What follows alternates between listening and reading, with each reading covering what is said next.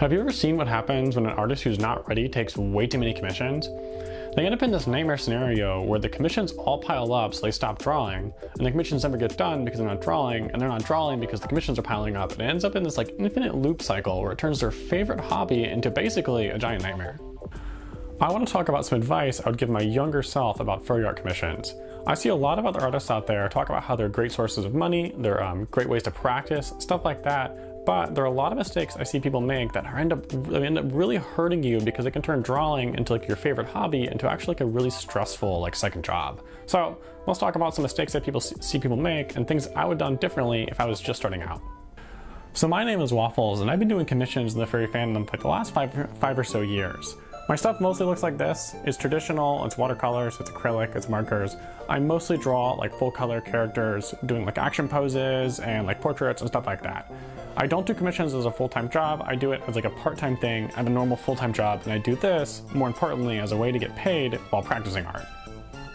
And real fast, just to talk about what a furry art commission actually is, it's where you give an artist a reference sheet and an idea, and then the artist takes your idea and then turns it into your own unique art of your character. So for example, you could have a fox character and you want to see them playing video games. They would take the idea, draw you a sketch, you look over the sketch and improve it, and then they would give you a full colored image of your character. I mentioned that commissions can be a great way to get paid while practicing art, and let me talk more about that specifically. I use commissions as like the final boss to check if I really know some sort of art concept. So for example, I'll be really practicing like foxes or shapes or like line work, and I'll get really good at practicing like one section of it. So I'll be working on a bunch of line work stuff, and at the end of it, as like a final check, I'll do a round of commissions on Twitter or something to make sure that I really know how to actually do it. It acts as this really cool like a ladder system where you get better and better and better and better because you use commissions as like the final check to make sure that you're good at something before moving on.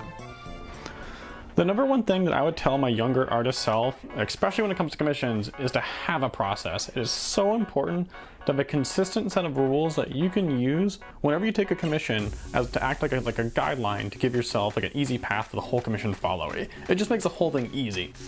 This is my process here. It's 5 steps. It's pretty simple, but it works really well.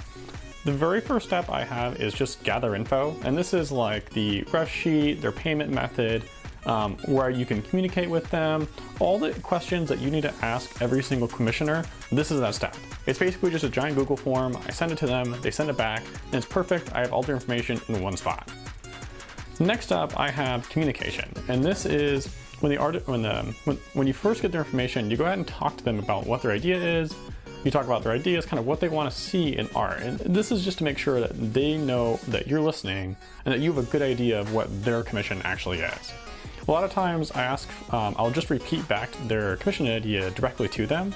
And a lot of times when the commissioner hears their own idea, they'll have changes they want to make, or it's just a really good way to get feedback. And it's honestly probably the most important step out of all of these. Next up, using that information, I go ahead and do just a really rough sketch. It's pretty basic at this stage, but I try to have everything that's going to be in the main commission in the sketch. So like all props, all the different characters, the pose, that all needs to be there. Once that's done, I go ahead and send it to the commissioner, and then they give me their feedback. They'll, ideally all the changes should happen in the step. So like if they want to get characters moved or if they need like something changed, this is a great time for it. And you know, once they give you your approval, you can go ahead and just finish the commission up. Ideally, that way it's like they give you the sketch, they approve it, and then you just go off and just draw, and you don't have to be worried about bothering them. And then once you have the final done, you just send it to them and the whole process is done. It's super sweet, it's super simple, but it gets the job really well. And if you're a new artist that's thinking about doing furry art commissions, having your own process like this will just make the whole thing so much easier on yourself. Next up, let's talk about the second big thing that I would go back in time and tell myself as a younger artist, and that's the spooky, scary subject of pricing your artwork. Pricing always sounds really difficult and hard, but in reality, it's basically just supply and demand. It's pretty basic economics, but we can quickly explain it so that you can understand. Because your quantity is fundamentally limited, you can only draw so many things at a day or at a time, your price is almost entirely dictated by demand, right? So the more demand you have, the higher your price will be. That's kind of the way you should think about this. There are 2 problems I usually see. Artists that can never get commissioners, and there's 1 of 2 reasons for that. 1, you're either charging too much because there just isn't any demand, or 2, you're just not ready yet. If you're charging less than 20 bucks and you're still having a hard time getting commissioners, you're probably not ready for doing commissions. That's just my personal opinion. Any less than $20, you start to getting into you could do it. There are ways to do it properly, but be careful. There are a lot of really young people that get into commissions way too early, and they kind of like make art not fun at all. And on the flip side of this is if you're getting way too many commission requests.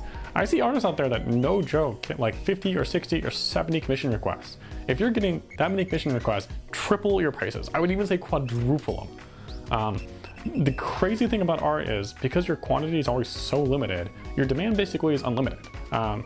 This is why you see so many artists in the furry fandom charging such crazy high amounts. If you want to get art from that artist, there is literally no other way to do it than to pay whatever they're asking. So as long as the demand's there, they can charge it.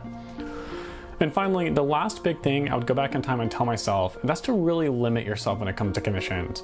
It's always better to take fewer commissions than just way too many. You want to have a few commissions that you can consistently churn through, have happy customers with fast turnaround time that'll give you a nice steady supply of people to get art from. It really works to your benefit to have happy customers because they'll return time and time and time again. And also, quick tip, put a little tip jar on your commission sheet. Your customers want to see you succeed, and if they're getting art from you, it's because they love your artwork. Limiting yourself and taking a reasonable number of commissions will help you so much in the long run. I feel like the biggest mistake I see new artists take is just taking way too many commissions at once. You'll see like brand new artists take like 10 commissions at once, which sounds reasonable, but it just stacks up so high, and the people in the end of that list aren't very happy because it's taking like 3 months for them to get art. Now, don't get me wrong, once you get the hang of it, you can definitely up that number because you want like a steady supply and you don't want to talk to people, you just want to like just churn through them. But start small, get the hang of it, and then start taking more commissions. I want to see you guys succeed, and it's really cool once you get the hang of it, but taking commissions is really hard. So there you go, YouTube chat. There are 3 things that I would tell myself if I was a younger artist just getting into the fandom, thinking about taking commissions. Make sure you have a process in place, make sure you know how to properly set your prices, and finally to go slow and to really limit yourself so you don't get overwhelmed and overburdened with way too many commissions. If you're new to this channel, we do all sorts of cool stuff about making stuff in the furry fandom, art, fursuit making. We're currently doing a series where we're building our own fursuit literally from scratch. Go check it out, it's in the description. We do all sorts of cool stuff in here. Make sure you subscribe, comment, and thank you guys so much. If you have your own tips, leave in the comment section below. I'm not anywhere near the best artist out there. There are a ton of artists out there that do this full time that know way more than me, but these are at least the best tips I can tell you guys. And then if you have any more comments, just put them down below and maybe we'll do a follow-up video to this.